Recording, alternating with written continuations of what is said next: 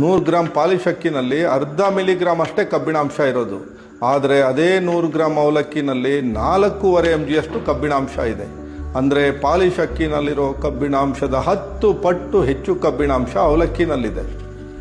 So ಎರಡೂ ಮಾಡೋದು ಭತ್ತದಿಂದಾನೆ, ಅಕ್ಕಿ ಮಾಡೋದು ಭತ್ತದಿಂದಾನೆ, ಅವಲಕ್ಕಿ ಮಾಡೋದು ಭತ್ತದಿಂದಾನೆ.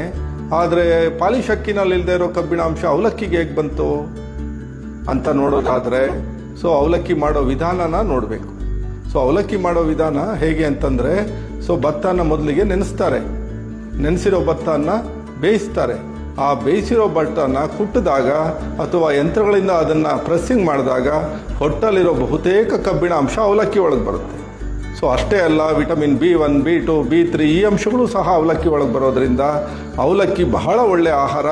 ಅಕ್ಕಿಗಿಂತ ಅವಲಕ್ಕಿ ಶ್ರೇಷ್ಠ. ಜೊತೆಗೆ ಅವಲಕ್ಕಿ ಹೆಚ್ಚು ಕಬ್ಬಿಣಾಂಶ ಇರೋದ್ರಿಂದ ರಕ್ತಹೀನತೆಗೆ ಬಹಳ ಒಳ್ಳೆ ಪರಿಹಾರ.